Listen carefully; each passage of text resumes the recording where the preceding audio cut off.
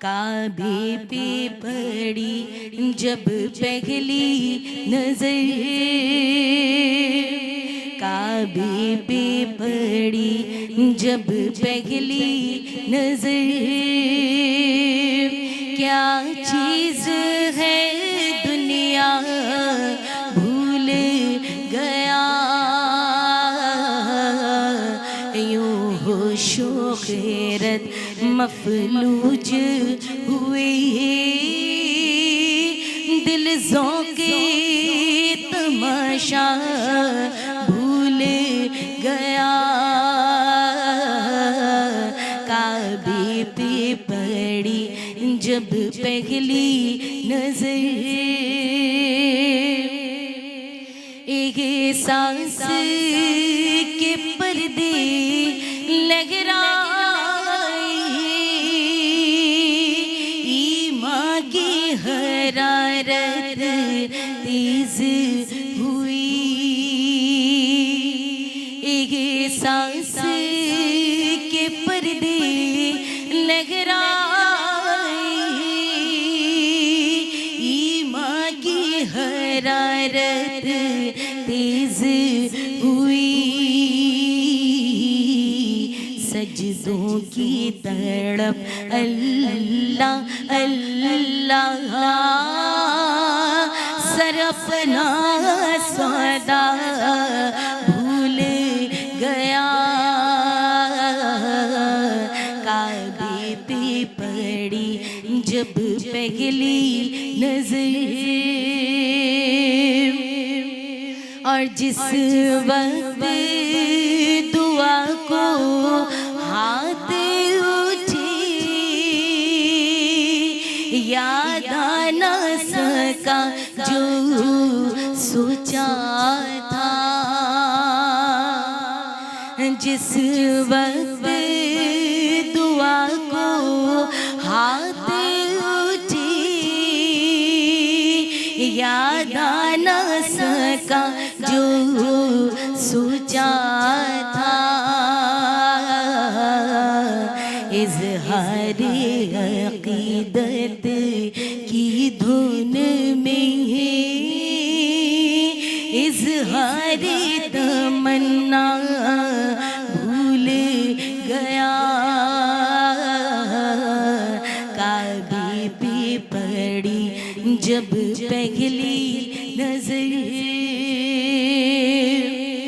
اور پہنچا جو حرم کی چوکھٹ پہ، ایک ابر کرم نے گھیر لیا، پہنچا جو حرم کی چوکھٹ پہ، ایک ابر کرم نے گھیر لیا،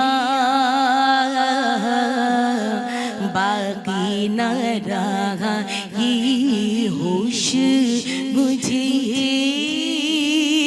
کیا مانگ لیا کیا بھول گیا، کعبے پہ پڑی جب پہلی نظر، کیا چیز ہے دنیا بھول گیا، یوں ہوش و خیرت مفلوج ہوئی، دل ذوق تماشا بھول گیا۔ سبحان اللہ، ماشاء اللہ، بارک اللہ، تقبل اللہ ذالک۔ اعوذ باللہ من الشیطان الرجیم، بسم اللہ الرحمن الرحیم، الحمد للہ الذی ہدانا لہذا وما کننا لنہتدی لولا ان ہدانا اللہ، اللہم صلی علی سیدنا و مولانا محمد عدد ما فی علم اللہ صلاۃ دائمۃ بدوام ملک اللہ۔ السلام علیکم ورحمۃ اللہ وبرکاتہ۔ بسم اللہ الرحمن الرحیم، وَأَتِمُّ الْحَجَّ وَالْعُمْرَةَ لِلَّہ، اور حج اور عمرہ اللہ تبارک و تعالی کے لیے پورا کرو۔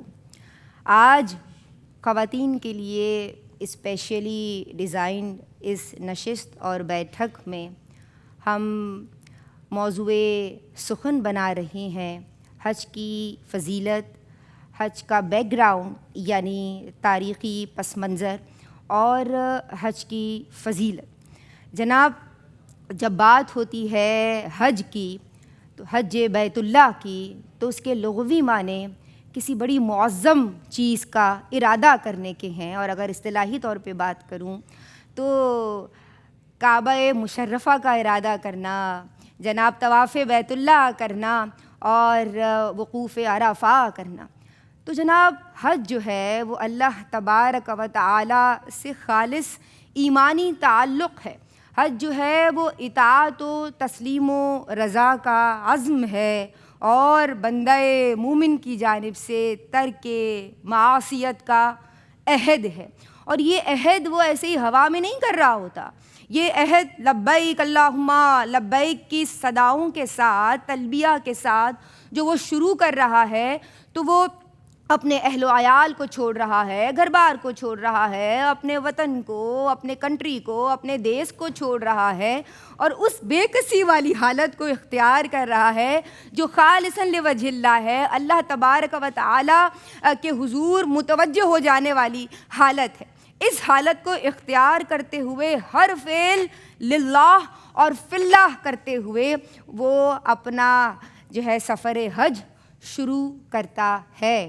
اب اس کا کیا بیک گراؤنڈ ہے، اس کا کیا پس منظر ہے، اس کی کیا اہمیت و فضیلت ہے، اس کے باب میں آج کلام ہوگا۔ سب سے کٹ کے اللہ تبارک و تعالی کا ہو جانا کسے کہتے ہیں، آج سیکھنے کی کوشش کریں گے۔ وَاذْكُرِ اسْمَ رَبِّكَ وَتَبَتَّلْ إِلَيْهِ تبتیلا۔ آج جو اسکالرز میری آپ کی ہم سب کی رہنمائی کے لیے موجود ہیں، میری پہلی مہمان اسکالر، صف اول کی اسکالر اور بہت خوبی کے ساتھ بولنا جانتی ہیں، اور جب بات ہوتی ہے حج بیت اللہ کے تعلق سے تو چونکہ حج جو ہے وہ اللہ کے پیاروں کی، محبوبین کی ادائیں ہیں نا، اور وہ جب ارکان کی بات کرتی ہیں تو میں الگ ہی رنگ دیکھ رہی ہوتی ہوں، اور جب ماشاءاللہ اللہ نے آپ کو یہ سعادت بخشی، اس کے بعد ہم آپ سے ملے اور جب ملتے ہیں تو وہ رنگ مجھے ان کے یہاں نظر آتا ہے۔ میں سلام عرض کر رہی ہوں ہم سب کی پیاری اور پسندیدہ علمی اور فکری گفتگو آپ کا خاصہ ہے ڈاکٹر امتیاز جاوید خاکوی صاحبہ۔ السلام علیکم ورحمۃ اللہ وبرکاتہ۔ وعلیکم السلام ورحمۃ اللہ وبرکاتہ۔ صاحبہ کیسی ہیں آپ؟ الحمدللہ، دعائیں۔ اللہ آپ کو سلامت رکھے، آپ کو ویلکم کرتے ہیں، دعا گو ہیں، اور ان کے ساتھ تشریف رکھتی ہیں ماشاءاللہ نئی نسل کو ریپرزینٹ کرتی ہیں اور خوبی کے ساتھ، دل جمعی کے ساتھ، میں سمجھتی ہوں اسٹڈی کے ساتھ آتی بھی ہیں اور اچھا بولنا جانتی ہیں۔ ہمارے ساتھ عالمہ سعدیہ سعید موجود ہیں، سلام عرض کر رہی ہوں۔ السلام علیکم ورحمۃ اللہ وبرکاتہ۔ وعلیکم السلام ورحمۃ اللہ وبرکاتہ۔ میں آپ کے لیے بھی دعا گو ہوں، آپ کے علم و عمل میں برکتیں پروردگار عطا فرمائے اور اخلاص کے ساتھ آپ دین متین کی خدمت کریں۔ اور جناب جس خوبصورت آواز میں ہم نے آج کے پروگرام کو شروع کیا، وہ حج بیت اللہ کا منظر، وہ کعبے پہ پڑی جب پہلی نظر، یہ خاص انداز کسی کا ہو سکتا ہے۔ سعدیہ عزیر کاظمی، السلام علیکم ورحمۃ اللہ وبرکاتہ۔ اللہ آپ کو سلامت رکھے، اور اسی طرح جذب کے ساتھ، عقیدت کے ساتھ آپ کلام ہمیں سناتی ہیں، ایک اور کلام بھی شامل کریں گے، لیکن ابھی سوالات کا سلسلہ شروع کریں۔ ڈاکٹر صاحبہ، حج کی فضیلت، حج کا تاریخی پس منظر اور اس کی اہمیت پہ کلام کیجیے۔ شکریہ ندا۔ بسم اللہ الرحمن الرحیم۔ ان اول بیت وضع للناس للذی ببکۃ مبارکہ، صدق اللہ مولانا العظیم۔ الحمدللہ کہ اللہ رب العزت نے ایمان کی دولت سے نوازا ہم سب کو۔ اللہ رب العزت سب کو حج اور عمرے کی سعادت بھی نصیب فرمائے، انشاءاللہ بار بار وہاں کی حاضری ہوتی رہے۔ اور دیکھیں جو وہاں سے پلٹ کر آتا ہے، آتے ہی اس کی پھر یہ خواہش ہوتی ہے اور دعا ہوتی ہے کہ پھر حاضری ہو جائے، پھر بلاوا آ جائے۔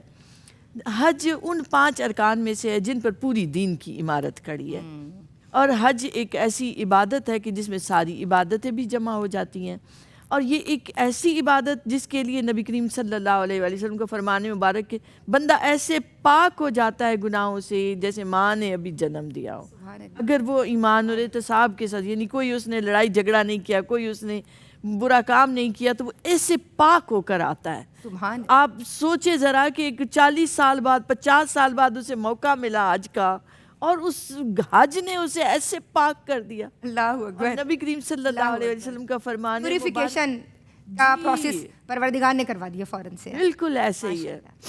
پھر ایک اس بات میں بھی بڑی لذت ہے کہ آپ رحمان کے مہمان ہیں. اللہ اکبر. ہمارا یہ گویا کہ بھی ہے. حالانکہ ہر وقت ہی ہم اسی کا دیا کھا رہے ہیں لیکن وہاں جانا چونکہ بیت اللہ سے نسبت ہو گئی, بیت اللہ کی طرف جا رہے ہیں. بیت اللہ گھر کس کا ہے؟ اللہ کا گھر ہے. آپ کے گھر کوئی آتا ہے تو آپ میزبان ہوتے ہیں. اس تصور کے ساتھ جب آپ لقمہ بھی وہاں لیتے ہیں نا تو ایک عجب ہی کیف ہوتا ہے کہ آج ہم رحمان کے مہمان ہیں اور اس کی ضیافت کو ہم انجوائے کر رہے ہیں. نبی کریم صلی اللہ علیہ وسلم کے ایک فرمان مبارک کہ الہی مغفرت کر حاجیوں کی اور جس کے لیے حاجی دعا کرے. گویا حاجی دعا کرتے ہیں وہ دعائیں بھی قبول ہوتی ہیں. اس کے تاریخی پس منظر پر نگاہ ڈالیں تو حضرت آدم علیہ السلام زمین پر آئے اور سب سے پہلا گھر اللہ کا یہ تعمیر ہوا اور اللہ رب العزت نے فرشتوں کو بھیجا جنہوں نے ایگزیکٹلی اس جگہ کی نشاندہی کی اور اللہ نے سورہ آل عمران کی اس آیت مبارک میں 96 میں فرمایا پہلا گھر جو زمین پر تعمیر ہوا وہ اللہ کا گھر تھا لوگوں کے لیے. اور اسے کیا کہا گیا؟ بے بکتم مبارکہ. مبارک بکہ مبارک یعنی برکتوں والا. یہ ایسا گھر ہے کہ جہاں سے خیر و برکت زمین کے ہر کونے میں بٹ رہی ہے. اور پھر آپ دیکھیں حج کا موسم آتا ہے تو پوری دنیا میں عالم اسلام ایک رنگ ہی اور ہوتا ہے. کوئی حاجی جا رہا ہے, کوئی کسی کے لیے تیاریاں ہو رہی ہیں, کوئی فیملی میں سے بھی جا رہا ہے. تو ایک مرکزیت ہے بیت اللہ کو حاصل ہے, روحانی بھی, ایک فکری بھی, ایک عقائد کے لحاظ سے بھی کہ اللہ کا گھر ہے اور اللہ کو منانے کے لیے ہمیں وہاں جانا ہے. ایک خاص ارکان ہے, خاص جگہ ہے, خاص دن ہے. گویا کہ لوگ بھی خاص ہیں جو وہاں جاتے ہیں. سبحان اللہ. کیونکہ حج ہے ہی ان خاص دنوں میں آتا ہے, ذی الحج کے ان دنوں میں آتا ہے. مکہ پاک کے عرفات کے میدان میں آپ نے پہنچنا ہے رکن اعظم تو حج ہوگا. خاص ارکان ہو گئے, خاص جگہ ہو گئے اور دن بھی خاص ہو گئے. تو گویا وہ لوگ بھی خاص ہیں جنہیں بلاوا جاتا ہے اور پھر ان کو دیا جاتا ہے, عطا کیا جاتا ہے. معلوم تاریخ پر نگاہ ڈالیں تو حضرت ابراہیم اور حضرت اسماعیل علیہ السلام نے بیت اللہ تعمیر کیا جو نوح علیہ السلام کے زمانے میں اٹھایا گیا لیکن اس کی بنیادیں وہی رہیں. اور پھر انہوں نے جب ان بنیادوں کو اٹھایا تو اللہ رب العزت نے اس کا سورہ بقرہ میں ذکر بھی کیا. انہوں نے دعائیں بھی کی جن دعاؤں میں سر فہرست دعا تھی کہ نبی کریم صلی اللہ علیہ وآلہ وسلم اے اللہ اپنے آخری محبوب کو میری ذریت میں عطا فرما دے, اور ساتھ اس شہر پاک کے لیے دعا کی. تو حضرت ابراہیم علیہ السلام نے حضرت اسماعیل علیہ السلام کو وہاں چھوڑا.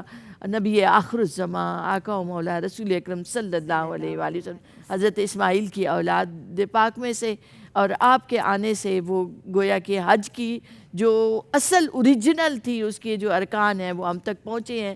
اور یہ فتح مکہ کے بعد ہوا 8 ہجری میں. سب سے پہلے جب مکہ پاک فتح ہوتا ہے تو بیت اللہ کو اب بتوں سے پاک کر دیا گیا. نبی کریم علیہ السلام کے آنے سے دین مکمل ہوا اور آپ صلی اللہ علیہ وآلہ وسلم نے حج کے ارکان اور افعال سکھائے. حضرت ابوبکر صدیق کو بھیجا, اس کے بعد حضرت علی کرم اللہ وجہ کریم کو بھیجا, اور پھر حجۃ الوداع کے موقع پر خود بھی ادا کیے.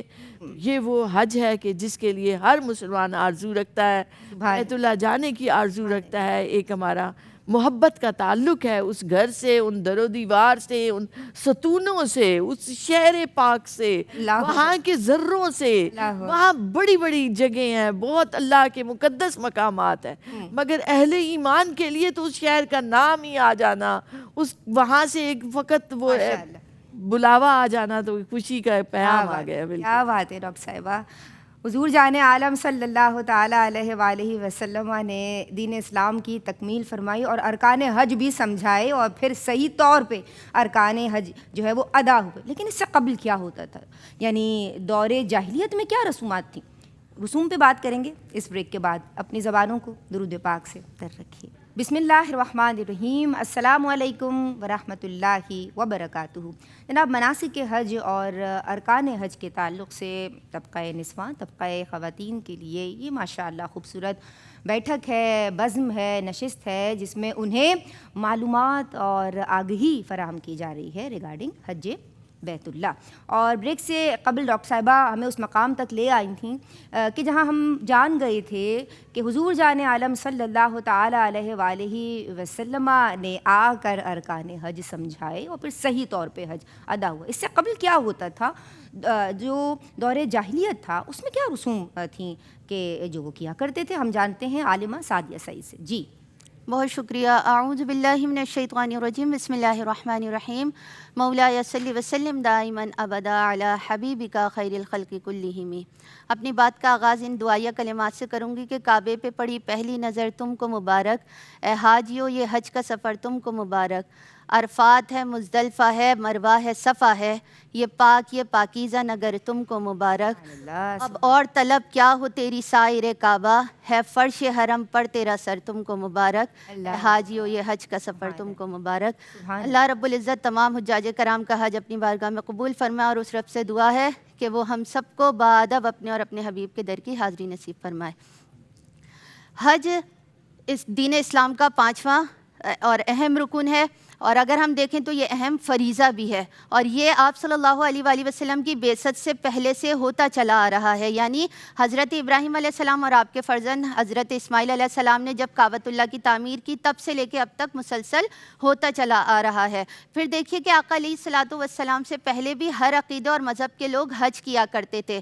کافر، مشرک، مسلمان اکٹھے حج کیا کرتے تھے، لیکن جب دین اسلام کا پرچار ہوا تو پھر کافر اور مشرک کے لیے منع ہو گیا، صرف مسلمان حج بیت اللہ کیا کرتے. اور پھر اس وقت پہ اگر ہم دیکھیں تو جب فتح مکہ کے بعد حضرت ابو بکر صدیق کی امارت میں قافلہ آقا علیہ الصلوۃ والسلام نے بھجوایا تو وہاں حرم کعبہ میں آپ نے خصوصی اعلان کروایا کہ اب یہاں مشرک اور کافر حج کے لیے نہیں آئیں گے. اور اس کے بعد جب آقا علیہ الصلوۃ والسلام حجۃ الوداع کے موقع پر تشریف لائے تو اس وقت صرف اور صرف مسلمانوں کا ہی قافلہ آپ کے ساتھ تھا، جس کی قیادت آپ صلی اللہ علیہ وآلہ وسلم نے کی. اب دیکھیں تو اگر زمانے جاہلیت میں جو رسومات تھیں تو ان میں سب سے پہلے یہ تھا کہ جو پہلے کفار و مشرکین تھے جب وہ کعبے کا طواف کرتے تو بے لباس کیا کرتے تھے، اور اگر مجاورین کعبہ میں سے کوئی انہیں لباس دیتا تو کوئی پہن لیتا، ورنہ وہ ویسے ہی کرتے. اور وہ اس کا حیلہ یہ پیش کرتے، توجہ یہ لاتے کہ ہم دنیا میں جس حیت پر آئے ہیں، جس کیفیت میں آئے ہیں، وہ بے لباس آئے ہیں، تو ہم اس رب کے حضور بھی ایسے ہی پیش ہوں گے. سو جس طرح آقا علیہ الصلوۃ والسلام نے مشرکوں سے، کافروں سے بیت اللہ کو پاک کیا تھا، بتوں سے پاک کیا، بالکل اسی طرح پابندی لگ گئی کہ کوئی بے لباس طواف کعبہ نہیں کرے گا، حج ادا نہیں کرے گا. پھر اگر دیکھیں تو دوسری رسم یہ رائج تھی کہ جب منی کے لیے احرام پہن کر روانہ ہوتے تو اگر کسی کو گھر پہ مکہ مکرمہ میں کوئی کام پڑ جاتا تو وہ گھر کے ظاہری دروازے سے داخل نہیں ہوتا، بلکہ دیوار میں نقب لگا کر یا پھر چھت کے ذریعے سے گھر میں آتا، کیونکہ اس کا یہ خیال تھا کہ اگر ظاہری دروازے سے جائیں گے تو حج ناقص ہو جائے گا. پھر اللہ رب العزت نے فرما دیا کہ حج پر کوئی اثر نہیں پڑے گا اگر اس دروازے سے بھی داخل ہوا جائے. پھر دیکھیں کہ عمرہ نہیں کرتے تھے، یہ لوگ کہتے تھے کہ حج کا موسم ہے حج کرو، باقی مہینوں میں تو عمرہ بھی کیا جاتا ہے. آقا علیہ الصلوۃ والسلام جب حج کے لیے تشریف لے گئے تو صحابہ کرام سے عمرے کے لیے فرمایا اور کہا احرام کھول دو عمرہ کر کے، اور پھر 8 ذی الحجہ کو حج کا احرام دوبارہ باندھا. تو حضرت سراقہ بن مالک نے عرضی پیش کی، یا رسول اللہ صلی اللہ علیہ وآلہ وسلم کیا یہ صرف ابھی کے لیے ہے یا ہمیشہ کے لیے؟ آقا علیہ الصلوۃ والسلام نے فرمایا یہ ہمیشہ کے لیے ہے کہ عمرہ بھی کریں اور حج بھی کریں. اور اگر ہم دیکھیں تو یہ لوگ جو عرفات میں باہر سے آتے تھے وہ وقوف عرفہ کے لیے جاتے تھے، لیکن باقی لوگ نہیں جاتے تھے. جو قریشی تھے وہ یہ کہتے تھے کہ ہم حمص ہیں، یعنی بہت بہادر ہیں، اور آج کے دور میں اس کا ترجمہ کیا جائے تو VIP ہیں. سو آقا علیہ الصلوۃ والسلام نے اس رسم کو بھی ختم کیا، وقوف عرفہ خود بھی فرمایا، اور یہ بھی فرمایا کہ رب کی بارگاہ میں کوئی VIP سسٹم نہیں ہے، سب ایک ہیں. اگر کسی کو فضیلت حاصل ہے تو وہ تقویٰ کی بنیاد پر حاصل ہے. اور ایک رسم یہ بھی تھی قریش میں کہ جو وہاں کے قریشی تھے صرف صحیح وہی لوگ کرتے تھے، کیونکہ وہ کہتے تھے کہ جو باہر سے آئے ہوئے ہیں ان کے لیے نہیں ہے، وہ اپنے اپنے بت خانوں میں چلے جاتے تھے. اور صحیح وہ لوگ اس لیے کرتے تھے کہ حضرت ہاجرہ کا تعلق وہاں سے تھا، سو وہ ان کی سنت ہے تو وہی ادا کریں گے. تو یہ ساری رسومات ختم کر کے قرآن پاک میں بتایا گیا کہ صفا اور مروہ اللہ رب العزت کی نشانیوں میں سے ہیں. سو یہ ساری رسومات دور جاہلیت کی ختم کر کے آقا علیہ الصلوۃ والسلام نے خوبصورت حج کا منظر پیش کیا جو حجۃ الوداع صلی اللہ علیہ وآلہ وسلم کی قیادت میں ہوا، اور بہت خوبصورت ہوا، اور تمام بت خانوں کو ختم کر دیا گیا. سبحان اللہ، ماشاء اللہ، بارک اللہ. ڈاکٹر صاحبہ، حج کی فرضیت اور شان جامعیت پہ میں چاہتی ہوں کہ آپ روشنی ڈالیں. شکریہ ندا. دیکھیں اللہ نے انسان کو بنایا تو اشرف المخلوق، اور اس اشرف المخلوق ہونے کی وجہ یہ ہے کہ اس میں یہ ایک جامع مخلوق ہے.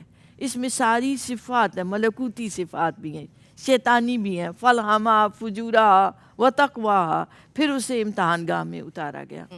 تو علماء کہتے ہیں کہ جیسے انسان کی شخصیت جامع ہے تو اس جامع شخصیت کے لیے کوئی جامع عبادت بھی ہونی چاہیے تھی، جہاں اطاعت بھی ہو اللہ کی، اللہ کے حکم کی بھی پیروی ہو، اور ساتھ محبت بھرا جو اللہ نے دل عطا کیا ہے اس کو بھی تسکین ہو، اس محبت کے جذبے کی بھی ہو.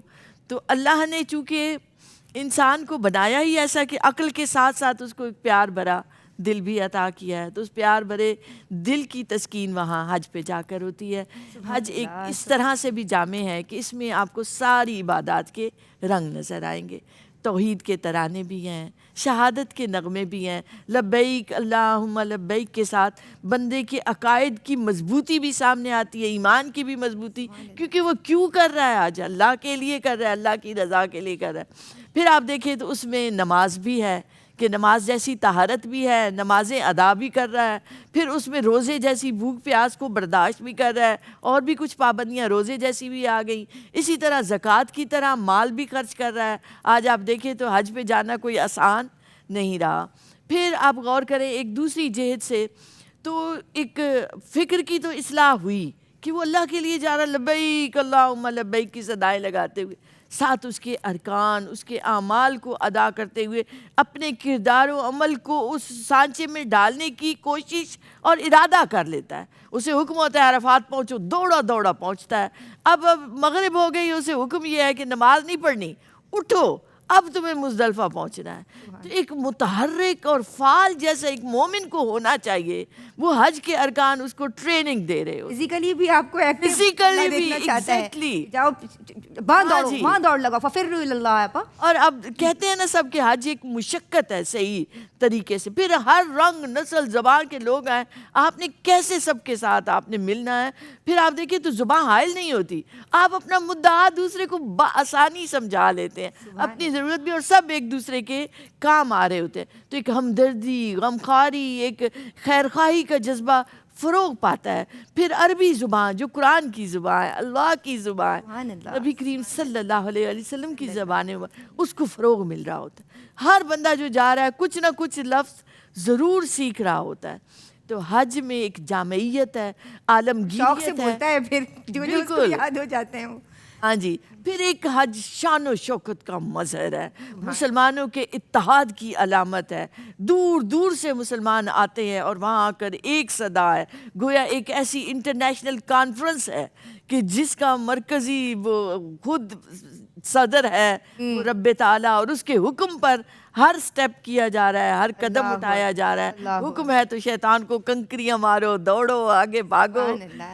الحمدللہ الحمدللہ ایک ایسی عبادت اللہ نے عطا کر دی کہ جس میں مسلمان شامل ہو کر اس عالمگیریت کا مظاہرہ کرتے. ایسی انٹرنیشنل کانفرنس ہے آپا کہ یہاں وی آئی پی سبھی ہیں جی، ہر ایک وی آئی پی ہے. وہ میں نے شروع میں 8-10 بندے نظر آ رہے ہیں، خاص لوگ سب خاص ہیں. وہ 25 لاکھ خاص، 20 لاکھ خاص، کیا بات ہے.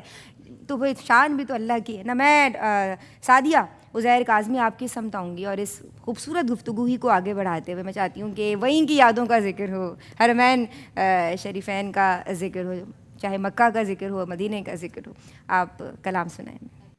مزاری مقدس پہ جب حاضری ہو، میرا بھی نبی سے سلام عرض کرنا.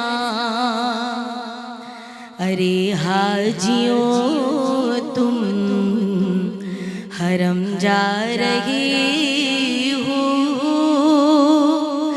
میرا بھی نبی سے سلام عرض کرنا. یہ کہنا کہ ایک امتی بے سہارا ہے، بے چین فرقت کا مارا،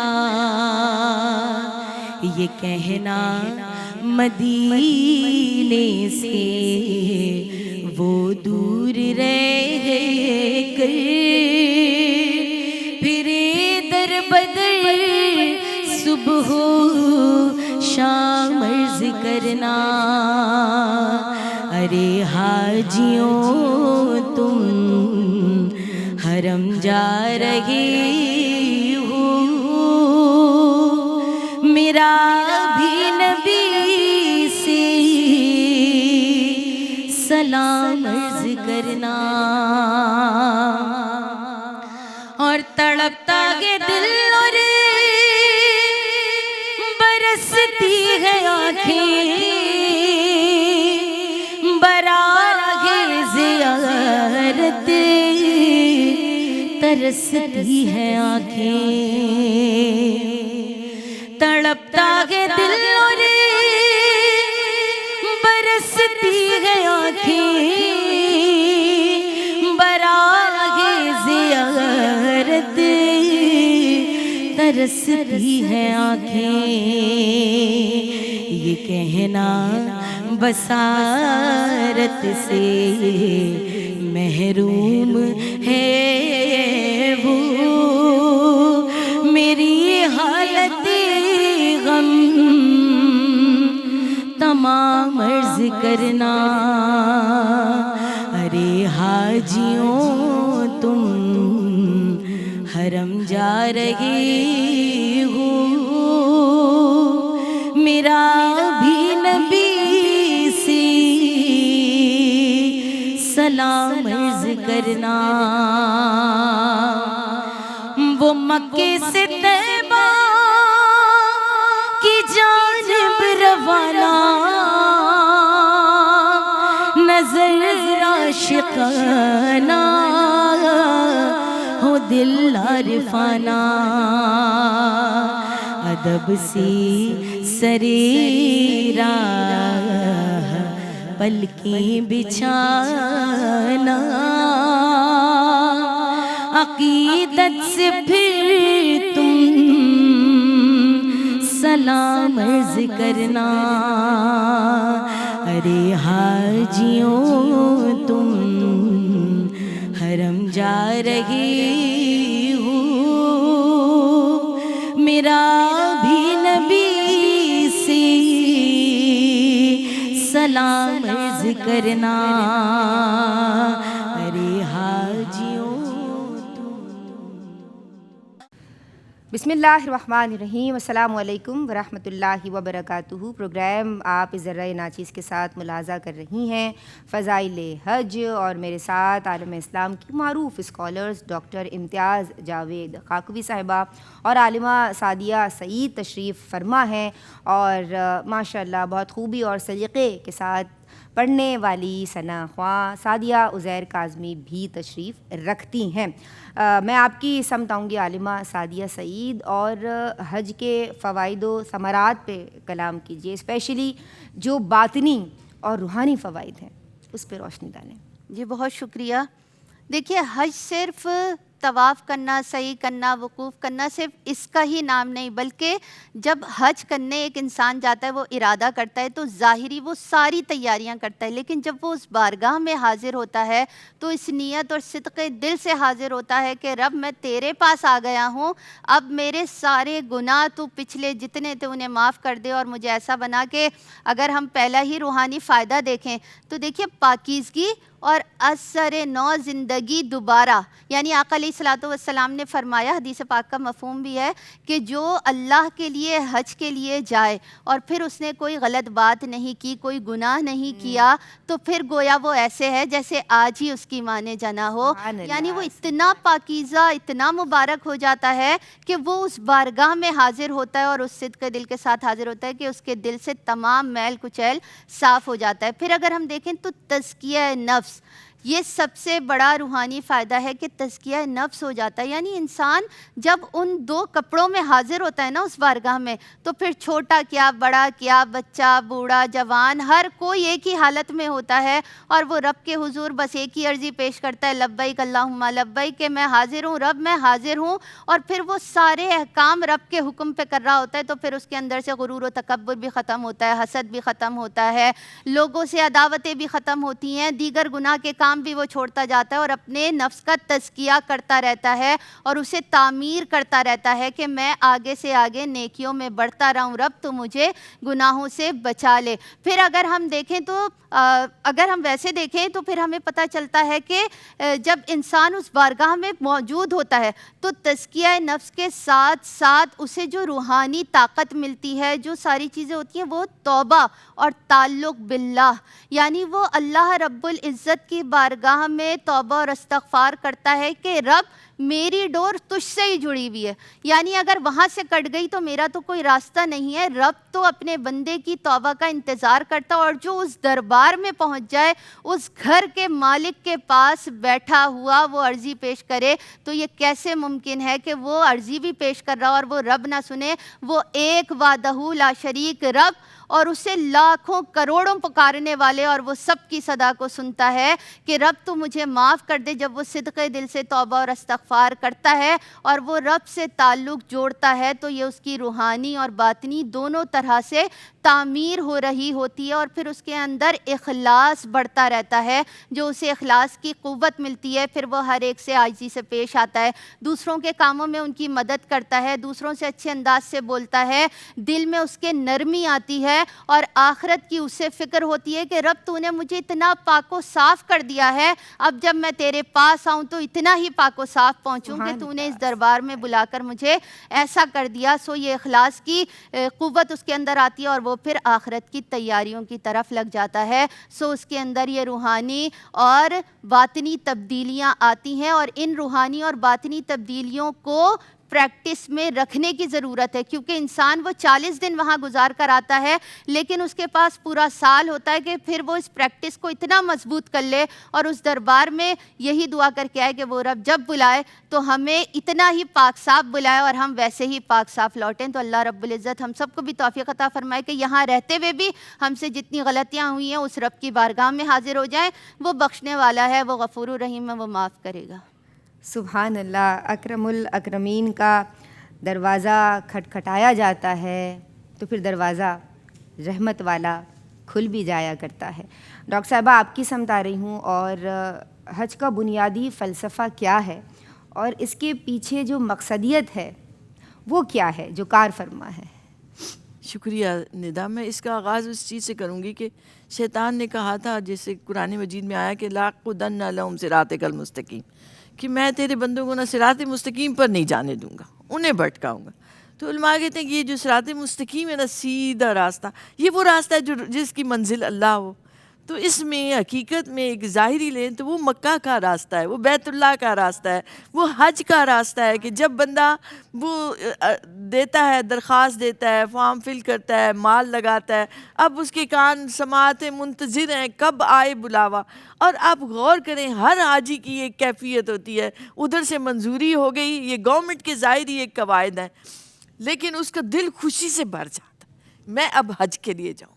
یہ جو کیفیت ہے نا, یہ ان کیفیات کو اتنا بڑھانے کے لیے حج رکھ دیا اللہ نے کہ جاؤ, فلسفہ ہے اس میں محبت کا, عشق کا.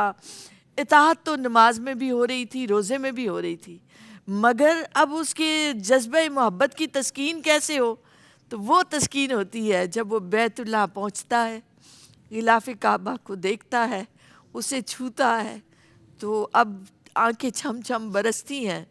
وہ رب سامنے نہیں ہے, ہماری کیا مجال, اور اس کی جلووں کو بھی دیکھنے کی ہمیں وہ نہیں ہے, طاقت نہیں ہے, بصیرت نہیں ہے, وہ آنکھ نہیں ہے, مگر ظاہری اس کی نسبت ہو گئی ان چیزوں سے. حجر اسود کے لیے لڑائیاں ہو رہی ہیں, کیوں ہو رہی ہیں؟ تو پتھر ہی نہیں, اسے بیت اللہ سے نسبت, اللہ کے اس گھر سے نسبت ہے. وہ حتیم میں نفل پڑھنے کے لیے بے تاب ہے, بے چین ہے کہ میں وہاں جاؤں. حرم کا سین، حرم میں جانا، حرم میں بیٹھنا، وہاں کی اتنی گرمی بھی ہے تو اس میں بھی کسی کو نہیں دیکھا ہوگا کہ آپ نے طواف چھوڑ دیا ہو. نہیں، طواف شروع کیا ہے. دھوپ کی شدت بھی ہے، سورج کی گرمی بھی ہے، مگر ہر ایک کی یہ خواہش ہے کہ میں اپنا طواف مکمل کروں. بھلے موت بھی آ جائے تو موت بھی اچھی لگتی ہے. سبحان اللہ. پھر آپ دیکھیں تو کفن کی طرح اس نے مردوں نے 2 چادریں اوڑھ رکھی ہیں. پھر عرفات میں ایسے جمع ہو رہے ہیں جیسے میدان حشر میں جمع ہونا ہے، اللہ کی بارگاہ میں پیش ہونا ہے. تو ایک سراسر اس کا جو فلسفہ ہے وہ اللہ سے تعلق کی مضبوطی، ایمان، محبت، پیار کا مظہر ہے. اب اپنے آپ کو پہچانو، اپنی حقیقت کو پہچانو، خود کیا ہو خود کو پہچانو، اور پھر اپنے اس رب کو پہچانو. اب وہاں ایک ہی صف میں کھڑے ہو گئے محمود و ایاز. تمہیں بھی مزدلفہ میں اس کھلے آسمان تلے، اسی زمین پر، اسی مٹی پر کنکریاں جمع کرنی ہے، رات گزارنی ہے. تم بھلے اے سی کے عادی تھے، تم بھلے کچھ بھی تھے، مگر نہیں، آج تمہیں تسلیم و رضا کا پیکر بننا ہے. آج تمہیں دکھانا ہے کہ مشیت ایزدی پر میرا سب کچھ حاضر ہے، میں حاضر ہوں. لبیک اللہم لبیک کی صدائیں اس کی روح بھی لئی ہے، اس کا دل بھی پکار رہا ہے، اس کا ایک ایک قطرہ بھی کہہ رہا ہے کہ مولا میں حاضر ہوں، تو میری حاضری کو بس قبول فرما لے. تو یہ جو قبولیت کی نوید اس کو مل جانا ہے نا، یہ اصل میں وہ حج ہے کہ جس سے اس کا طرز عمل بدلتا ہے، اس کی زندگی بدل سکتی ہے. حج ہے ہی اس کا کہ جس نے اپنے آپ کو بدل لیا، اپنی عادات، اپنے رویوں کو بدل لیا، اور اللہ کے لیے جینا مرنا سیکھ لیا. سبحان اللہ، ماشاء اللہ، بارک اللہ، تقبل اللہ ذالک. ڈاکٹر صاحبہ میں شکر گزار ہوں آپ کی. ماشاء اللہ بہت خوبی اور پرفیکشن کے ساتھ ایز آلویز آپ نے گفتگو کی ہے، اور عالمہ سعدیہ سعید شکریہ ادا کرتی ہوں. ماشاء اللہ بہت خوبی کے ساتھ آپ نے بھی گفتگو کی. اور سعدیہ عزیر کاظمی ماشاء اللہ بہت خوبی کے ساتھ، اور یعنی باریکیوں کو پیش نظر رکھتے ہوئے، اور بڑی یعنی کیا کہنا چاہیے، وارفتگی کے ساتھ آپ نے گزشتہ کلام ہمیں سنایا. اب میں چاہتی ہوں کہ ایک کلام اور شامل کیا جائے، اور اسی پہ ہم پروگرام کو اختتام کی جانب لے کے جائیں گے. بات یہ ہے کہ والحج المبرور لیس لہ جزاء الا الجنہ، کہ حج مبرور کا بدلہ تو جنت ہی ہے. حضرت عمر بن عاص حضور جان عالم صلی اللہ تعالیٰ علیہ وآلہ وسلم کے پاس آتے ہیں بیعت کرنے کے لیے، پرومس اور اوتھ کے لیے. تو حضور جان عالم صلی اللہ علیہ وآلہ وسلم کے پاس آگے ہاتھ کرتے ہیں، پھر پیچھے کھینچ لیتے ہیں. حضور جب استفسار فرماتے ہیں تو کہتے ہیں یا رسول اللہ دعا فرمائیں میری مغفرت ہو جائے، دعا فرمائیں میری بخشش ہو جائے، اور پھر میں آپ سے بیعت کروں گا. تو حضور فرماتے ہیں قربان جائیں حضور جان عالم صلی اللہ تعالیٰ علیہ وآلہ وسلم پر. آپ فرماتے ہیں کیا تم نہیں جانتے کہ اللہ تبارک و تعالیٰ اسلام لانے سے پہلے کے گناہوں کو بخش دیتا ہے، ہجرت سے پہلے کے گناہوں کو بخش دیتا ہے، اور حج سے پہلے کے گناہوں کو بھی بخش دیتا ہے. تو کتنی پیاری جو ہے یہ خوشخبری ہے اور بشارت ہے. اللہ تبارک و تعالیٰ حج مبرور مجھے، آپ کو، ہم سب کو، میرے تمام اسکالرز کو، تمام ناظرین کو، حاضرین کو، پوری ٹیم کو عطا فرمائے. آج کے لیے بس اتنا ہی. السلام علیکم ورحمۃ اللہ وبرکاتہ. Sadia Uzair Kazmi, over to you. اب حج پہ بلا لینا اللہ کرم کرنا. اب حج پہ بلا لینا اللہ کرم کرنا. اسباب بنا دینا اللہ کرم کرنا. اسباب بنا دینا اللہ کرم کرنا. ہو میرا نصیب ایسا حج کرتے ہوئے مولا، ہو میرا نصیب ایسا